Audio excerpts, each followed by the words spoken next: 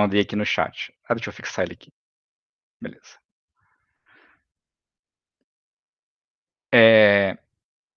Então, assim, né, se a gente for partir, né, para métodos mais sofisticados, a gente consegue, tem métodos de, por exemplo, baseado em distâncias multivariadas, por exemplo, a distância de Mahalanobis, que analisa a matriz de covariância daquele conjunto de dados, né, e vai ver cada ponto baseado na média da distribuição e da variância da distribuição, cada ponto, como que ele está, né? Se ele pode ser um outlier ou não. Mas assim, né? Porque a gente precisa aqui, o método dos quartis ele é um método que dá bons resultados. A gente já vai chegar lá em mais detalhes. Esse é um ponto importante também. E uma métrica simples também é a amplitude, que é basicamente a diferença entre o valor máximo e o valor mínimo. Mas a simplicidade dela está no tanto que ela é interpretável, né? Porque se o valor máximo é R$ 685 e o valor mínimo é R$ 308, a gente sabe que, pelo menos no período analisado, esse é os limites, né, cujo faturamento varia. Então, nossas interpretações vão ser a média, o desvio padrão, tudo bem, são medidas que vão dar a noção de centro e dispersão, né? Mas é que sabendo simplesmente o mínimo e o máximo, a gente tem os limites na nossa distribuição. Arthur, pode falar. Tô incomodando bastante, mas Não, contribui aí, tá só muito bom. um outro comentário. Dependendo da empresa, ou enfim, de onde estão vindo os dados de vocês, às vezes quando o dado é faltante, ele não vai vir como um NaN, alguma informação específica faltante. Pelo menos aqui onde eu trabalho, muitas vezes o dado faltante ele é um -1, quando é algo que não deveria existir, por exemplo, sei lá, dinheiro na conta, não tem o valor -1. Então, cuidado usando, às vezes, as medidas. Seria bom daí fazer essa limpeza e removê-los, né? Porque é o equivalente a um dado faltante. Aí tu vai dizer que o valor mínimo está entre, por exemplo, -1 e, sei lá, 50 mil e não traz muita informação e, às vezes, pode até distorcer um pouco se for uma variável com muita ausência de valores, né? Então, importante lembrar disso também. Esse é um bom ponto. E, por exemplo, quando a gente trabalha com estoque, a gente está analisando a distribuição do estoque de diversos produtos. Sempre. Pode esperar que vai ter o estoque de -1 lá, ou -2, enfim. Isso é estoque virtual. É uma forma que a pessoa usa, né, para identificar ali que não tem estoque, é uma ruptura, mas que já está, de alguma forma, encaminhada com o fornecedor, algo do tipo. Né? Então, realmente, a gente tem que tratar. Então, esse -1, a gente vai converter ele para zero, a gente vai remover essa observação da análise, né? Então, a gente tem que ver com o que a gente quer fazer com essa análise. Né? Talvez para o teste de hipóteses, não vai fazer sentido a gente trabalhar com isso aqui. Né? Enfim, custos, né? Custos negativos é muito comum também. Então, enfim, isso acontece demais. Né? Então, por isso que é interessante, ó. Do mesmo tanto que isso acontece, se a gente aplicar os métodos descritivos que a gente já viu até agora, a gente vai ir pegando essas inconsistências, de alguma forma, né? Então, por isso que a análise exploratória ela é muito importante para a gente entender o perfil das variáveis que a gente está trabalhando. Agora aqui, eu até achei, tá, o outlier a gente vai ver lá nos gráficos. Mas beleza, deixa eu ver nosso tempo aqui.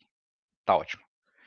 Então agora aqui, seria aqui nosso momento de terceira ordem, que é média, é a primeira ordem, a gente vai ver, são valores centrais. Variância é a segunda ordem, a gente vai ver a variabilidade. E agora nós temos a assimetria, que é a terceira ordem, que vai, momento de terceira ordem, que vai identificar o grau de desvio ou inclinação de uma distribuição em relação à média. Então, a interpretação dela é bem básica. Se os dados estão inclinados para a direita, em relação à média, ela é uma simetria positiva. Se os dados estão inclinados para a esquerda, então é uma simetria negativa. Por exemplo, a gente já viu alguns plots, mas a simetria negativa seria mais ou menos assim. Né? A gente poderia pegar uma distribuição de custos, onde a maioria dos custos estão aqui, né? A média está aqui, mas nós temos vários custos né, muito pequenos, talvez por alguma negociação especial com o fornecedor, que isso acabou aparecendo, né. Então, então, da mesma forma que a variância, ela tinha esse fator de correção aqui, no denominador, aquele aqui, né, n-1,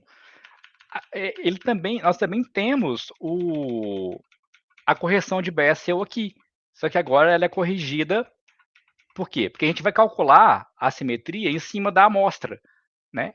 Então, para evitar esse viés, a gente faz essa correção aqui, que já é implementada aqui naturalmente, aqui no Python, né, quando a gente vem com o comando skill. Então, qual que é a ideia? Vai ficar mais claro na hora que a gente vê os gráficos, mas como a gente calculou a simetria, né, tendo como zero a referência, e ela ficou um pouquinho acima de zero, indica uma leve assimetria positiva na distribuição dos faturamentos diários. Essa simetria sugere que a cauda da distribuição, a cauda, né? Então tá aqui a distribuição, tem um pouquinho, minha cauda estende um pouquinho mais para valores positivos, acima da média, do que para valores à esquerda da média. Vamos supor que a média esteja aqui, né? Então, a cauda aqui ele estende um pouquinho mais, à direita da média, indicando presença de alguns dias com faturamentos, né, mais altos em relação à maioria dos outros dias. Então, né, isso pode trazer alguns insights. Se a simetria ela dá um valor muito acima de 1, né, de forma positiva, isso é bom ou ruim? Bom, depende da variável que a gente está analisando. No caso de faturamento, pode ser que alguma campanha que a gente fez, né, deu certo e gerou receitas, faturamentos mais elevados, né, e causou essa distorção na assimetria, né. Deixa eu ver com os comentários. Eu perdi aqui.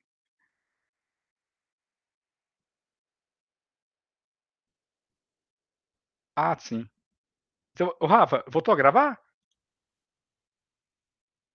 Ah, maravilha, perfeito. Então tá. Então, beleza, né. Então aqui a gente vai elevar ao cubo. Então por quê? Detalhes técnicos, né, não vai ser muito relevante para nossa interpretação, mas é legal a gente saber. Então, na variância, a gente eleva ao quadrado, porque o sinal da variação não é relevante naquele momento. Agora, aqui ao cubo, a gente precisa de ter o sinal dos desvios em relação à média, né, para a gente calcular essa simetria. Então, aqui o cubo ela vai manter essa propriedade. Aqui alguns exemplos hipotéticos, né? Ó, aqui ficou rabiscado. Deixa eu remover aqui isso. Ó, então aqui passou para então, assimetria negativa, ó, supondo, né, que fosse uma distribuição com assimetria negativa, olha como é que seria mais ou menos o shape dela, né? Ela estaria aqui a média, aqui é zero, né, mas poderia ser a média e os valores, a cauda dela seria assimétrica à esquerda, né, porque é em relação aos valores negativos. A simetria próxima de zero é sinal que nossa curva, nossa distribuição, se fosse nosso faturamento, né, vamos interpretar aqui, se o faturamento tivesse uma simetria dessa aqui, ó, com essa característica aqui, ou seja, nós temos alguns dias que o faturamento está muito abaixo, né, vai distante da média. Já com uma simetria próxima de zero, é sinal que, né, nossos faturamentos, as caudas da nossa distribuição não vão tão longe assim da média. Já uma simetria positiva, né, ela vai distante, mas da média, mas em forma valores positivos para cima, né? Não necessariamente negativo, mas ou seja, é para valores acima ou abaixo da média. Tem variáveis como o faturamento que não vão assumir valores negativos, né, pela própria natureza da variável mesmo. Mas, de toda forma, né, teria uma distribuição com valores aqui distantes da média, né. Beleza. O pessoal está falando aqui, vocês podem perguntar, viu? Qualquer dúvida. Deixa eu abrir o chat aqui. Ah, tá, beleza, está habilitado mensagens. Beleza. Então, a simetria e agora a curtose, que é o momento de quarta ordem. Vai ficando um pouquinho mais denso o conteúdo, mas na hora que a gente interpreta depois vai ficar legal de novo. Então, a curtose, ela descreve o pico né, e as caudas de uma distribuição quando, né, se comparada a uma normal. Então, ó, a gente tem 2 ajustes na equação, ó. Aqui é a mesma correção que a gente viu na simetria, só que agora a correção vai até -3. Ou seja, se a nossa amostra tiver menos de 3 ou menos observações, a curtosa é infinita.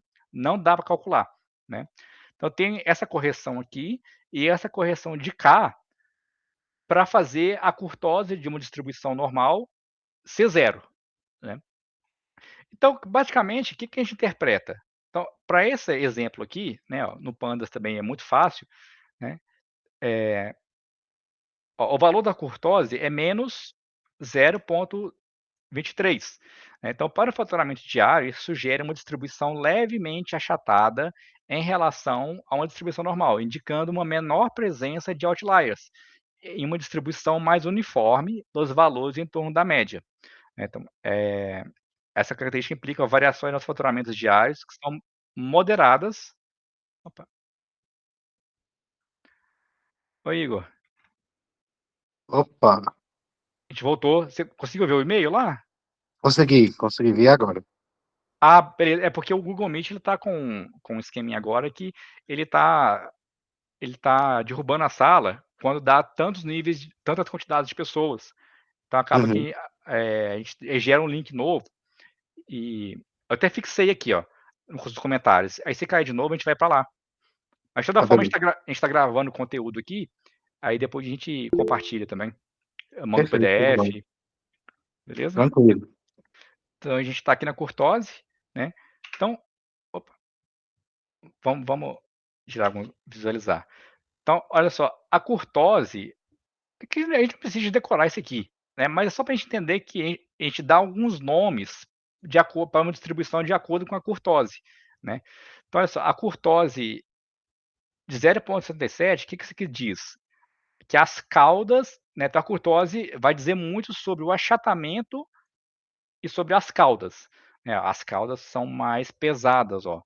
Então, ou seja, sinal que a minha distribuição permite valores, ela contém valores bem extremos em relação à média, né. Já uma curtose mesocúrtica é o que se aproxima de uma distribuição normal, né. Eu não vou ter, meus valores vão estar ali em média, situado entre -2 e 2 desvios padrões da média, né. E uma curtose com padrão platocúrtica, olha só, os valores, né, a magnitude dos valores são muito próximos, independente da variação em torno da média, né. Se a gente assumir que isso aqui são desvios padrões e a média é zero, né, ó, a magnitude dos valores não distancia muito, né. Então são assim, alguns critérios técnicos, mas que se a gente juntar, a gente consegue montar um storytelling legal.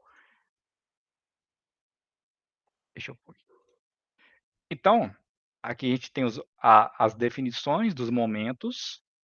Primeiro momento, média, que aqui é uma notação que a gente usa para falar que a média é o valor esperado, né, a esperança de x.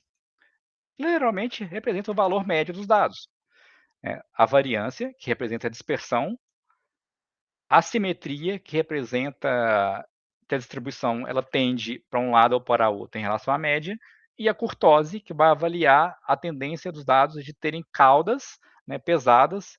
Então ela vai avaliar as caudas e o achatamento, né. Uma curtose baixa, a gente tem algo nesse sentido, uma curtose alta, né, a gente vai lá permitir que tenha valores com frequências diferentes.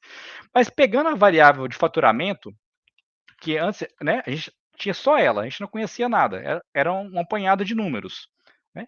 Agora a gente já consegue contar uma historinha dela. Ó, a média de faturamento diário é de R$ 486. Esse valor representa o centro, né, ou o valor típico do faturamento em torno do qual as atividades diárias tendem a oscilar. É o valor padrão que a gerência pode esperar em um dia operacional normal de vendas, né.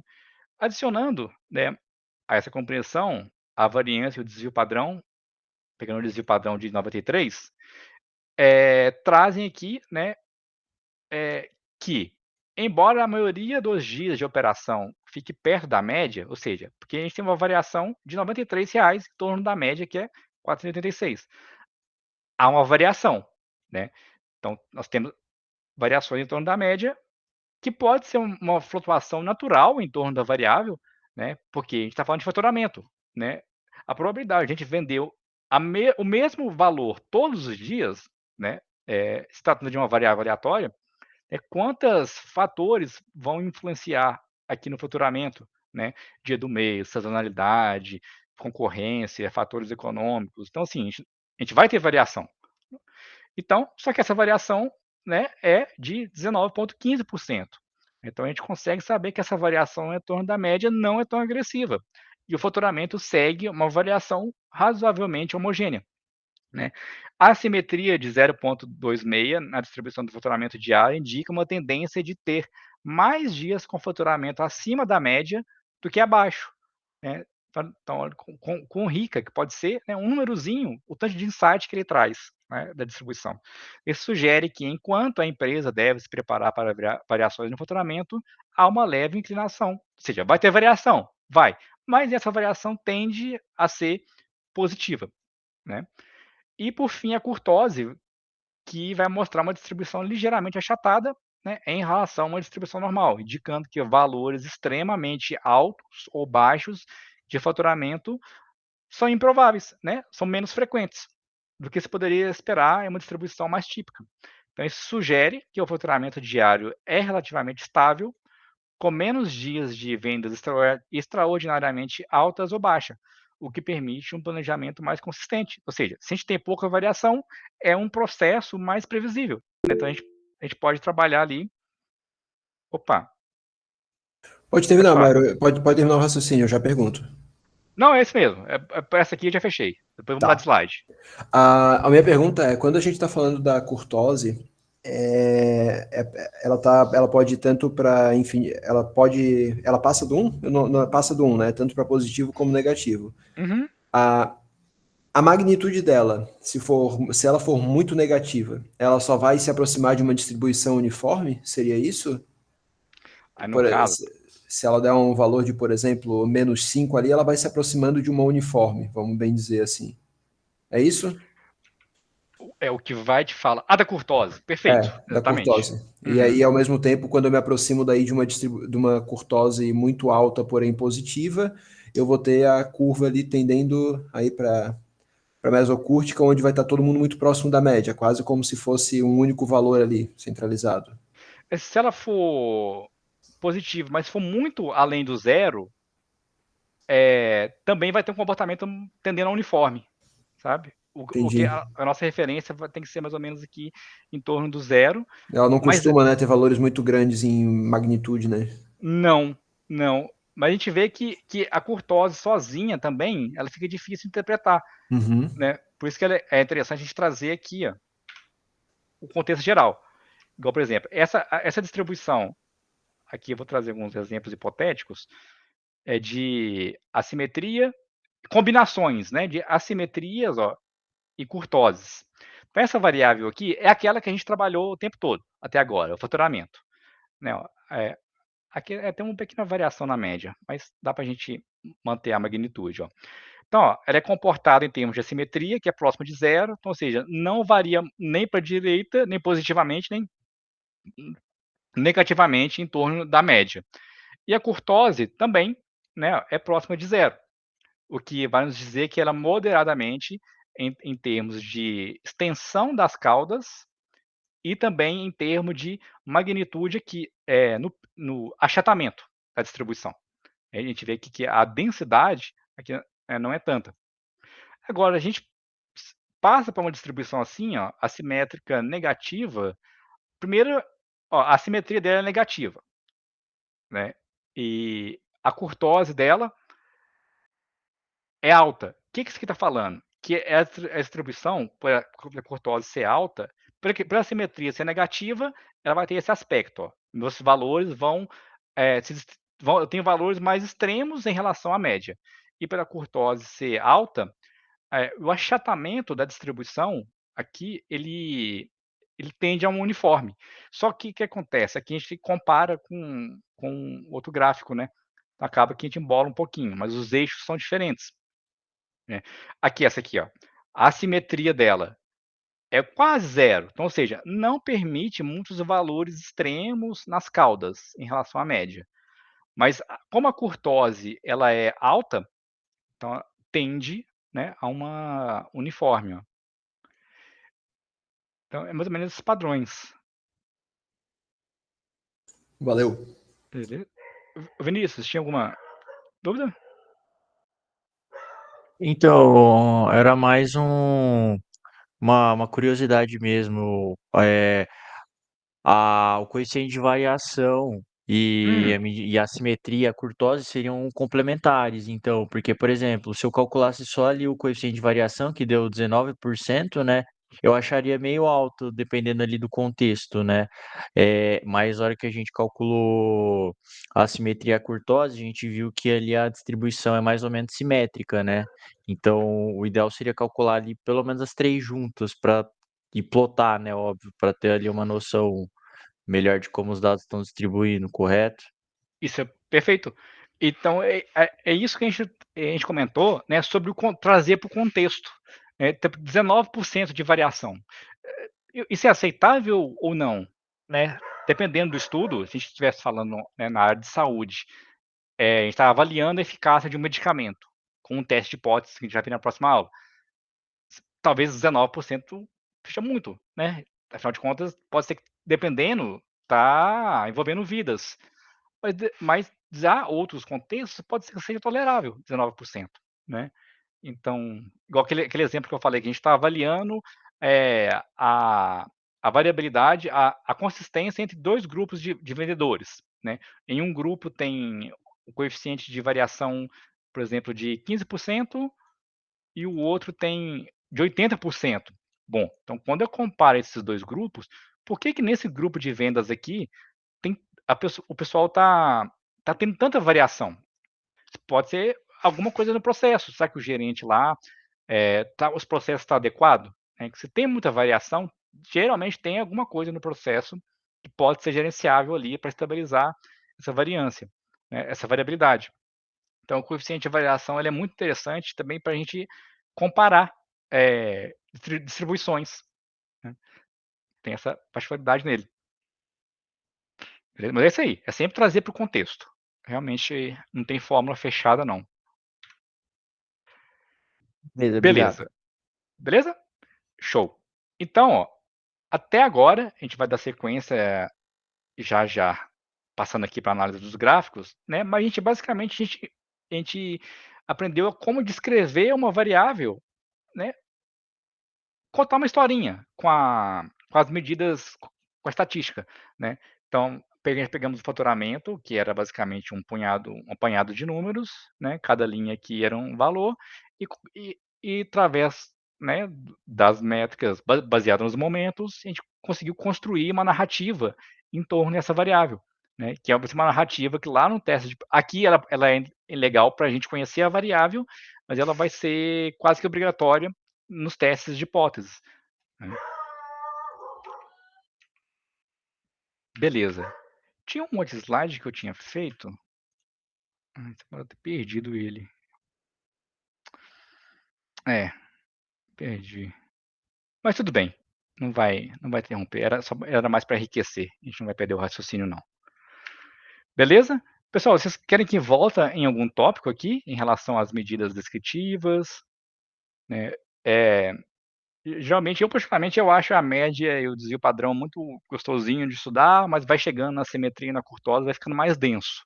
Né? Então, a sugestão é, de repente, né, a gente garantir pelo menos que a média e o desvio padrão vai estar bem entendido e com a prática a gente vai pegando, né, a simetria e a curtose. Mas eu vou dando sequência aqui. E até mesmo os gráficos, né? A gente está usando os gráficos aqui de forma intuitiva. A gente vai definir eles melhor agora. Estou acompanhando aqui os horários. Beleza. Então, vamos lá. Focando aqui nas ferramentas gráficas. Então, como é que a gente pode definir, né? São gráficos. são basicamente métodos para visualizar e representar os dados, que de certa forma, usando o gráfico adequado para aquele tipo de variável, de alguma forma ele vai evidenciar os padrões, né, ou vai evidenciar que não tem padrão, né. Então, quais perguntas que são muito difíceis de responder, né, aqui, assim, olhando, né, mas que com gráficos, né, vão ser mais tranquilas de ser respondidas. Por exemplo, tem outliers no faturamento?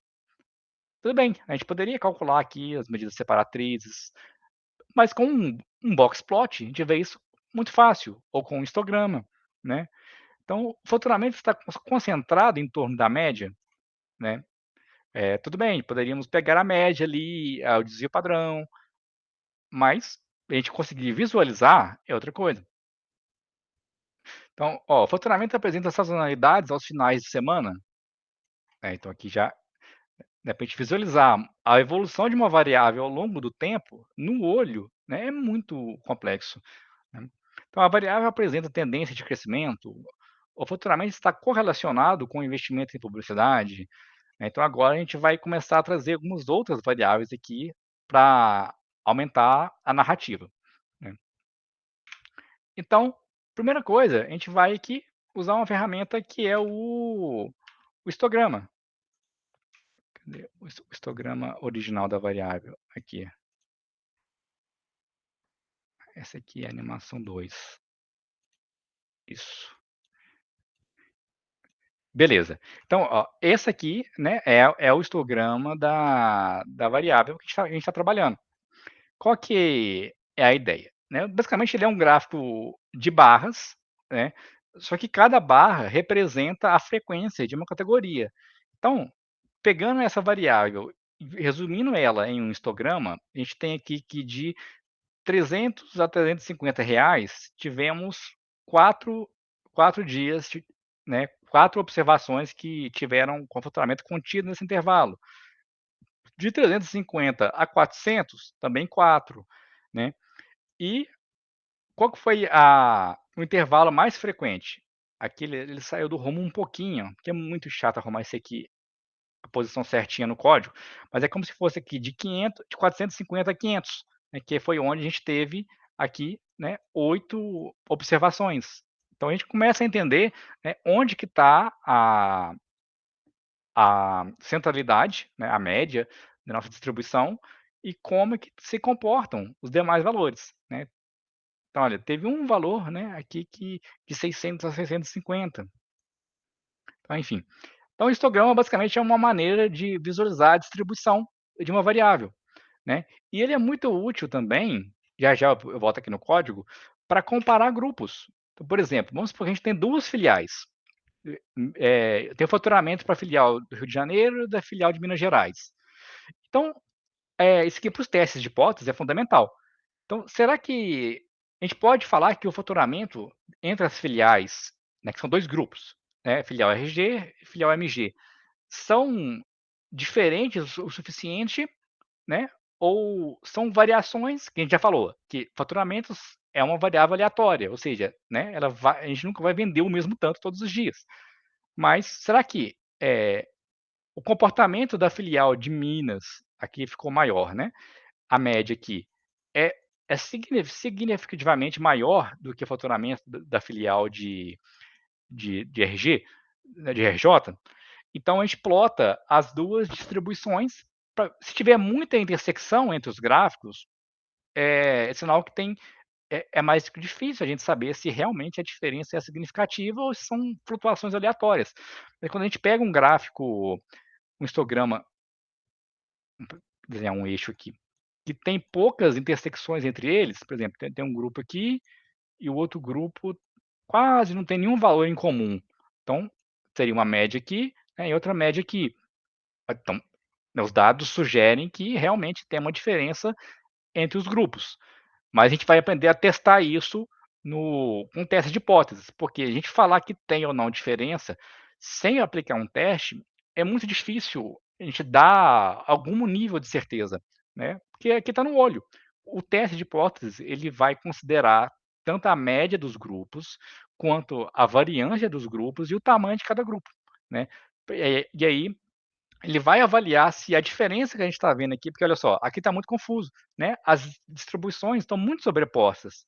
Se a gente pode falar que estatisticamente tem diferença entre as médias, ou seja, a média da filial de Minas é realmente mais alta do que a do Rio de Janeiro, ou não. Essas variações aqui são variações que a gente poderia, são flutuações inerentes ao próprio, né, processo de vendas mesmo, e não tem nenhuma relação aqui pelo fato de ser filiais diferentes. A gente vai aprender a dar essa resposta com algum nível de confiança, né? A gente nunca vai conseguir dar certeza absoluta, né? Detalhe importante, a gente nunca, na estatística, vai dar certezas absolutas, né? Mas a gente vai administrar a incerteza usando distribuições de probabilidade. A gente vai ver isso lá no próximo tópico, né? Mas aqui, basicamente, em relação ao código, né? A gente vai aqui ter o nosso data frame, que a gente já tinha, né? Até então, onde a gente gerou a variável que representa o faturamento. E aqui, ó, quando a gente pega o Pandas, ao invés de passar aqui a medida descritiva que a gente queria, por exemplo, a média, né, o média, o desvio padrão, a variância, a gente vai passar aqui um plot e passa o tipo de gráfico que a gente quer, né, um histograma. Bins, o bins aqui é a quantidade de barras que a gente quer que ele gere, né? Ele tem uma fórmula lá, uma equaçãozinha, que ele vai tentar gerar automaticamente a quantidade de barras mais adequadas para aquele tamanho de amostra, né? Mas a gente pode customizar caso a gente queira, né? E aqui são algumas configurações visuais, né? Enfim, então aqui ó, o que a gente faz? O Pandas ele já integra com outras bibliotecas gráficas, igual o Matplotlib. Então, apesar de o data frame, deixa eu pegar minha caneta aqui, dele estar no Pandas, né? Esse plot aqui, ó, já está chamando o Matplotlib aqui dentro. Né? Então, as bibliotecas elas se integram muito bem. Né? Isso facilita muito o nosso trabalho no dia a dia. E, de novo, né? É sempre bom a gente aprender a perguntar para o Google. Pandas plot. Eu quero entender como é que funciona essa função aqui. Então tá aqui, né? Ó. Aqui vai ter os argumentos. Aqui já explicou, né? É uma função que, por default, ela usa a matplotlib, né? A gente pode passar. Olha o tanto de.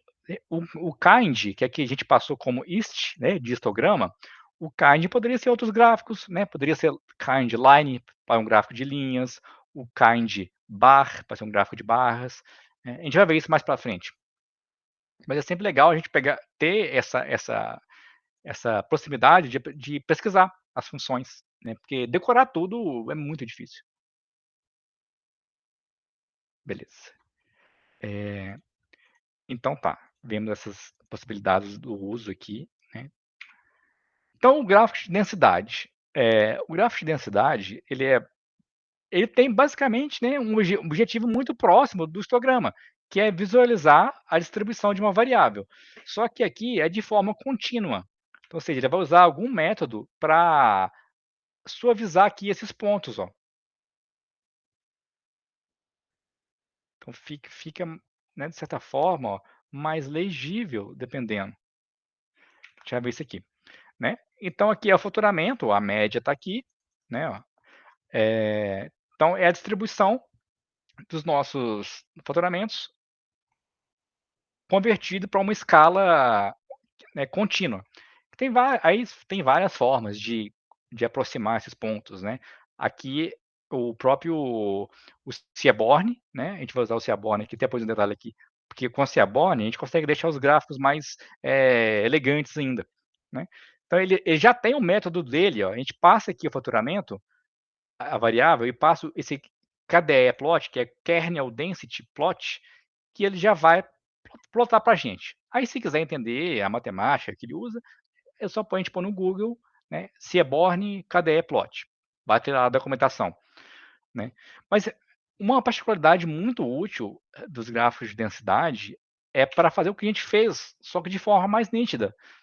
Olha, né, como é que fica mais fácil a gente comparar aqueles mesmos dois grupos, ó, usando o gráfico de densidade. Né? Então olha aqui, gente vê, né, dá para a gente ver que algumas características, né, a curtose, né, é o achatamento da curva das vendas de MG é mais achatado, né, em relação à outra, mas se a gente for pegar a média, talvez, né, tenha intersecção aqui, ó. Então, enfim, então a gente pode ver o seguinte, para muitos valores de faturamento, ó, onde os gráficos se intersectam, pode pertencer tanto a um grupo quanto a um outro grupo. Então, ou seja, é uma região de confundimentos. A gente já viu aqui, ó, que para valores muito elevados, né, realmente a gente só tem registros históricos aqui de ocorrência na filial de Minas, né? Então pode ser que, né, sugira alguma coisa. Mas o gráfico de densidade é muito útil para isso. É para a gente pegar aquelas 4 métricas em relação aos momentos e inspecionar elas, né, graficamente. Então ele é bastante utilizado assim, em testes de hipóteses para avaliar a normalidade de uma variável. A gente vai ver isso com mais detalhes. Né? Então aqui o gráfico de linhas, né, que o que ele tem de simples é o que ele tem de útil, né? Então muito bom. Então aqui, basicamente o que ele é? Ele vai no eixo X, ele é o tempo, né? Aqui como os dados estão em dia, então eu peguei cada ponto aqui no gráfico é um índice, né? Que é o índice de tempo, pode ser usado como índice de tempo, que é a ordem que os dados foram coletados, e a gente vai plotar aqui, até aqui é igual, ó, né? O plot. Só que aqui detalhe, a gente não precisa de passar o type igual a line obrigatoriamente, quando a gente pôs aqui, né, kind igual a ist, porque o line é o tipo default. Então, só de a gente passar dessa forma, ó, aqui a gente especifiquei o tamanho da figura em polegadas, né, largura e altura. E aqui são algumas configurações em relação à espessura da linha, a cor da linha, né. Então, só a gente dar um plot na variável, supondo que a gente não passasse nada aqui dentro, ele já ia gerar um gráfico de linhas, né. Então, ele é muito útil. Aqui a gente não vê nenhum padrão, assim, aparente, talvez uns decaimentos nas vendas aqui, né, a gente pode investigar se o que aconteceu, por exemplo, pode ter sido um dia que teve ruptura de estoque, né, ou seja, a gente não conseguiu atender a demanda, enfim, né, a gente tem que trazer para o contexto, mas ele é muito útil para visualizar, né, padrões em uma série temporal, né, que basicamente uma série temporal é uma variável que é coletada ao longo do tempo, né, geralmente, preferencialmente em intervalos equidistantes. Então, se a gente coletou os dados em dias, a gente tem que ter os registros para todos os dias. Se pular 6, né, ou 1 ou 2 ou 6 dias, o gráfico não vai representar, né, bem os dados. Então, a gente tem em vendas é muito comum isso ter 0, né, vem faltando um dia, porque realmente não vendeu nada. Então a gente vai vir um 0 aqui. Mas dependendo do contexto, pode ser que a informação não esteja disponível por algum motivo, né. Por exemplo, o sistema transacional da empresa não fez a carga no data lake naquele dia, perdeu o valor, né. Então, a gente pode usar alguma técnica de interpolação, mas assim, esse é outro caso. O importante aqui é que, as observações devem ser equidistantes, ou seja, manter o mesmo intervalo de tempo para todas as observações. Então, por exemplo, se o nosso faturamento tivesse esse comportamento aqui do primeiro gráfico, ó, a gente está vendo que ele vai crescendo, né? Ele tem uma tendência. Ao contrário, né, a gente poderia ter uma queda no faturamento. Então, se o gráfico é decrescente ou crescente, se é bom ou ruim, depende do contexto, né? No faturamento, provavelmente vai ser bom, né? Mas se a gente estivesse avaliando custos, o custo só aumentando, não sei, né, talvez não seja tão interessante. A gente vê uma outra coisa que aparece também em um gráfico série temporal, são os padrões sazonais, né, que são esses padrões aqui periódicos, que eles se repetem. Por exemplo, em comércio eletrônico, é muito comum, tipo, final de semana, cair as vendas. Todo sábado, domingo tem, né, essas características. Quando a gente agrega as vendas por mês, é mais legal de pegar os padrões sazonais assim mais amplos. Por exemplo, todo mês de dezembro, devido talvez ao Natal, né, tem um pico sazonal, né. E tem também as questões que a gente pode ter uma tendência não linear. Então, por exemplo, a tendência estava estável e começou a aumentar, né. Poderia ser vice-versa, né. Poderia às vezes ter uma tendência quadrática, que as vendas começam, sobem até um certo ponto, depois decresce, forma uma parábola, né. Então, assim, isso no olho, né, é quase que impossível. Então o gráfico de linhas ele é muito rico para a gente entender, né, o comportamento da evolução de uma variável ao longo de um tempo, né, um certo período de tempo. Beleza? Gráfico de dispersão, muito útil também. A gente vai ver também que aqui em teste de hipóteses ele é fundamental, que basicamente ele tem o objetivo de gerar uma visualização para a gente ver se existe relação ou ausência dela, né, entre duas variáveis quantitativas. Então, por exemplo, aqui a gente tem o faturamento. E aqui eu tenho quanto que foi, sei lá, que eu investi em links patrocinados no Instagram, né, naquele dia. Então, será que quanto mais eu invisto, mais é o meu faturamento, né? Então, o que que o gráfico de dispersão faz? Cada ponto aqui corresponde a uma coordenada, a um par ordenado aqui no gráfico, né? Então, aqui, ó, geralmente a gente faz o seguinte: a gente plota a variável que a gente quer investigar, né, aqui nos eixos.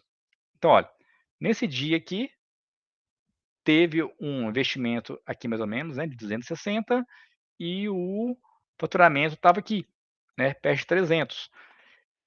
E aí, à medida que os valores vão aumentando, né, de investimento, aqui está o 500 e aqui é o faturamento 500. Olha só, é onde mais a gente teve faturamento, né. Então, a gente vê que existe uma associação positiva, ou seja, quanto maior o investimento, maior, né, tende a ser o faturamento. Então, aqui no gráfico, né, é o DF plot. Aqui eu não especifiquei a variável, ó, porque no data frame que a gente criou aqui, só tinha essas duas variáveis, né. Então, eu não precisei especificar, ó. Daqui 15 minutos vai terminar a chamada, mas vai dar certinho com o nosso tempo.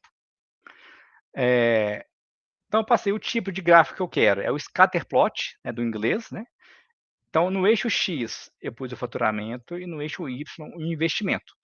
Geralmente é mais fácil fazer o contrário do que eu fiz aqui, porque como o faturamento é a variável que resposta, né, é o nosso Y aqui, e a gente quer ver se o investimento tem algum padrão com o faturamento, eu acho mais visualmente agradável colocar o faturamento aqui no eixo Y. Mas tudo bem, é só inverter aqui. Tem algumas propriedades conceituais que a gente já vai trazer, porque apesar de que tem um padrão em comum, né, a gente não necessariamente aqui a gente consegue configurar uma relação causal, né. Porque tudo bem, quanto mais eu invisto, apareceu aqui no gráfico que o meu faturamento aumenta. Mas será que não teria aumentado de todo jeito, mesmo se eu não investisse, né? Será que pode ser um efeito sazonal? Porque vai chegando no final do ano, tem uma sazonalidade em dezembro, mais próxima de dezembro também, né. E quanto mais próximo do fim do ano, mais eu invisto em publicidade, né, em mídias sociais. Então pode ser que, não seja uma relação causal, né, mas tudo bem, já é um norte para a gente saber alguma coisa, né. E além disso, aqui a gente viu que é uma relação linear, né. Uma mudança, uma variação no investimento causa uma variação de igual proporção no faturamento, mas poderíamos ter comportamentos diferentes. Aqui. Cadê? No beleza. Então aqui tudo bem, né, aqui refletiu é uma correlação positiva, aqui seria uma correlação negativa, né. Ó, a gente vê aqui que para valores à medida que o investimento aumenta, a a gente tem uma correlação inversamente proporcional. Tem relação não linear, por exemplo, à medida que o investimento vai aumentando, o faturamento vai aumentando. Só que chega um certo ponto que o faturamento satura. Ou seja, tem um determinado valor de investimento que não adianta mais eu investir, né? Ou seja, já não estou conseguindo mais provocar mais demanda com isso. Então, pode ser interessante também esse tipo de padrão para a gente. E agora tem uma correlação perfeita. Geralmente, quando dá isso aqui, tem alguma coisa errada. Ou a variável, ou a gente está plotando a mesma variável sem querer, nos dois eixos, ou uma variável é uma combinação linear de outra, basicamente. Né? Por exemplo, eu plotei aqui o faturamento e plotei a receita aqui, né? Que é basicamente, dependendo do contexto, é quase que a mesma coisa. Então, vai dar uma correlação muito absurda, assim, sem variação nenhuma. Então, isso é interessante para chamar a atenção da gente, né? Que tem alguma coisa ali que a gente pode revisar os dados. Ou a gente não estruturou o conjunto de dados da forma correta. Né? A forma que a gente estrutura a base de dados é muito importante, que isso pode gerar conclusões diferentes. É por isso, igual eu comentei lá no começo, né, é sempre importante a gente definir bem o que vai ser cada linha e cada coluna do nosso conjunto de dados, né, para a gente evitar esse tipo de complicações na hora de interpretar. E agora, chegando aqui no Boxplot, que também é uma ferramenta para visualizar a distribuição de uma variável, né, em termos de quartis. Então, aqui a gente plotou nossa variável, né, de faturamento. Então, o que o Boxplot mostra aqui para a gente? É interessante que ele pode não ser um gráfico intuitivo à primeira vista, principalmente quando a gente mostra ele para a área de negócio. Só que a gente usa ele o tempo todo na estatística. É porque ele é muito rico de informação. Aqui, nessa posição aqui, a gente tem o primeiro quartil. Aqui nessa linha, a gente tem a mediana, né? Aqui a gente tem o terceiro quartil, que é aqui, né? Beirando aqui os 550.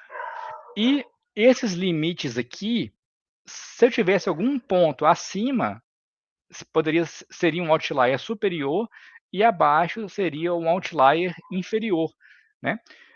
Então, o outlier não necessariamente é algo ruim ou algo bom, né? É algo que está ali chamando nossa atenção. É um comportamento atípico dado a distribuição dos dados. Por exemplo, se eu tivesse alguns faturamentos, alguns pontos, no Boxplot aparece como um ponto, dá uns pontinhos aqui para cima, né? Que não tem, porque a gente já viu, né, na análise exploratória, que a nossa variável ela tem uma baixa variabilidade em torno da média. Mas, bom, um faturamento muito alto pode ser interessante a gente investigar o que aconteceu, né? Às vezes é um tipo de campanha de vendas que a gente fez que deu muito certo, né? Que fez vender aquele, será que a gente pode replicar aquele comportamento para tentar, né, mudar o comportamento da variável? Aí, com o tempo, né, os faturamentos elevados que eram outliers, quando a gente plotar de novo o Boxplot, pode ser que eles deixem de ser outlier. Já se a gente tivesse pontos aqui embaixo, poderia ser um outlier inferior. Né? Nesse contexto aqui, pode não ser interessante, porque foi um faturamento tão baixo que, quando comparado com o restante da distribuição, né, ele foi considerado um comportamento atípico. Né? Então, é interessante que, às vezes, a gente pode calcular os outliers sem necessariamente plotar o boxplot. Por quê? Tem situações que a gente tem que fazer essa análise, se tem outliers ou não, para muitos produtos, ou muitas categorias de produtos. Então, a gente pode ir visualizar, né, pode ficar inviável. Então, a gente pode implementar o cálculo de uma vez. Né? Então, como que é esse cálculo do limite superior? Primeira coisa, eu tenho que calcular esse IQR, que é o intervalo interquartil, que é a distância entre o terceiro quartil e o primeiro quartil. Tendo o IQR, para mim achar o limite inferior, eu vou pegar o valor que está aqui no primeiro quartil, aqui, mais ou menos pós 450, e eu vou subtrair de 1,5, que é uma constante, vezes o IQR. O resultado disso aqui é o que já está plotado aqui. Ó. Então, se a gente tivesse algum faturamento abaixo aqui de mais ou menos 320, né, dada essa distribuição, seria um valor atípico. E é a mesma lógica para o outlier superior, né? Só que ao invés de pegar o primeiro quartil, a gente vai pegar o terceiro quartil e, em vez de subtrair, a gente vai somar, né? Então, essa constante aqui, por default, ela é 1,5, mas a gente pode mudar ela, né? Caso, às vezes, ela esteja... a gente quer ser menos rigoroso com os outliers, a gente pode aumentar esse valor dessa constante ou seja, aí para um valor, se a gente pôr essa constante como 3, para ser um outlier, o valor tem que ser 3 vezes o IQR, né? Dependendo de alguns casos, é interessante. Então, aqui, ó, de novo, na documentação, a gente consegue ver aqui, ó, DF, boxplot, passamos o faturamento. A gente vê aqui na documentação, pandas, boxplot. Aqui, a gente vai ver aqui, ó, tem aqui ó, a memória de cálculo, né, que eu trouxe ali. Ele vai explicar um pouquinho e vai trazer aqui a ideia da amplitude, do valor dessa constante aqui. Que em algum lugar aqui tem como mudar ela. Bom, vou ter que achar, não é direto aqui. Mas dá para mudar. A gente não precisa de implementar o cálculo na mão, não. Opa, deixa eu lá, Arthur.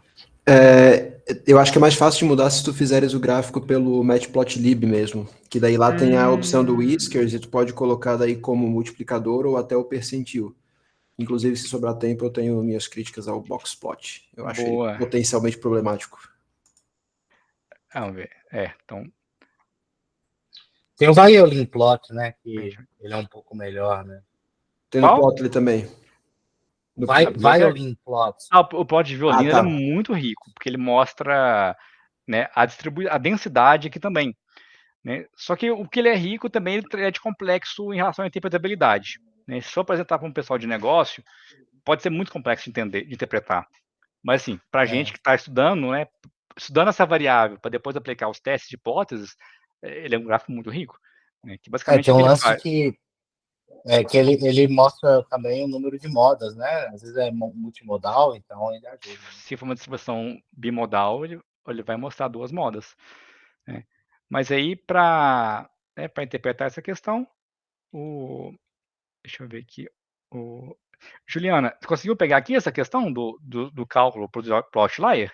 Não, eu sei a fórmula, só que tem outras formas de calcular o outlier, né? Aí eu queria saber se era essa ainda mais básica que era utilizada ou se tinham outras formas mais utilizadas na indústria.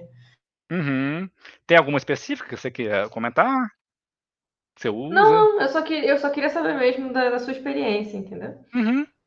Tem várias formas. Né? Essa é uma delas, a mais elementar, assim, que é robusta a assimetrias, mas tem... Se a variável for normalmente distribuída, né, a gente pode pegar ali a média, se o valor calcula o desvio padrão. Né? Se for, por exemplo, aí entram os 6 sigmas, né? O Six Sigma. Se for 3 desvios padrões, se aquele valor for acima de 3 desvios padrões da média, ou se aquele valor for abaixo de 3 desvios padrões da média, pode ser um outlier também. Né? É uma possibilidade. E a gente vai. Tem métodos de aprendizado de máquina para detectar outlier multivariado.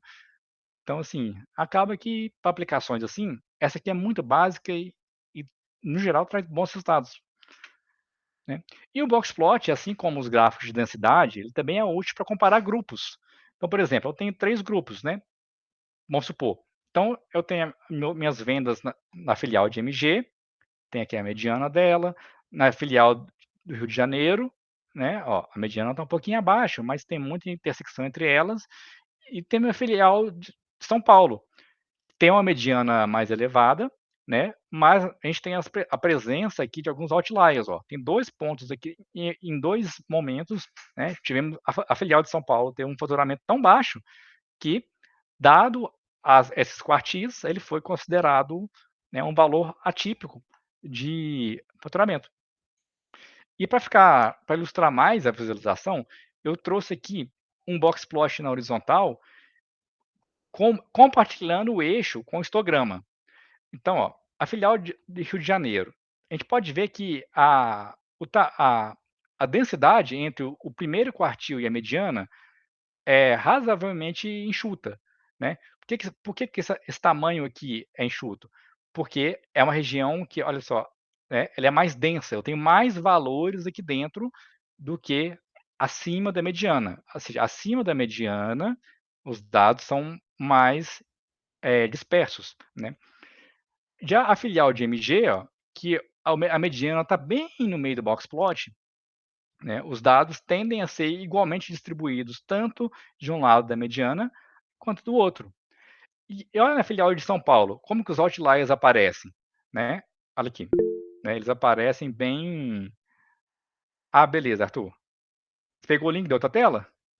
Eu acho que eu não vou conseguir participar da outra, que eu vou ter que dar uma saída, mas daí fica para a próxima ali, daí a minha reclamação dos box plots eu falo no nosso próximo encontro aí, tranquilo. Tá bom, aí você compartilha o insight com a gente. Beleza. Então, aqui, né, a gente vê, ó, só para a gente entender, associar, né, o box plot com o histograma, porque ambos representam a distribuição dos dados, né, mas às vezes um pode ser mais intuitivo de interpretar do que o outro, né? Então aqui a gente tem a mesma informação representada de formas diferentes. E aqui também a gente tem aqui o gráfico de barras, né, que é bastante útil para visualizar a relação entre categorias. Por exemplo, então aqui eu adicionei mais uma coluna, que é a filial, né, que fez cada venda. Então eu posso simplesmente pegar a proporção com que cada filial aparece e plotar essas proporções. Ó. Então eu sei que a filial que mais apareceu aqui foi São Paulo, com um pouco mais de 25% das vendas, e Minas Gerais foi a que menos apareceu, com pouco mais de 10% das vendas. Ou eu posso somar o faturamento de cada filial e plotar, né? É interessante a gente tomar o cuidado de ordenar, ou do menor para o maior, ou do maior para o menor, para facilitar, né, a leitura da informação, né? Então aqui, basicamente, como a gente calculou as proporções, ó, eu precisei de DF, eu peguei a coluna filial e contei quantos valores que tinha, ou seja, né, quantos valores aparecem, e dei um normalize igual a true, para ficar em percentual, ou seja, a proporção com que cada filial aparece.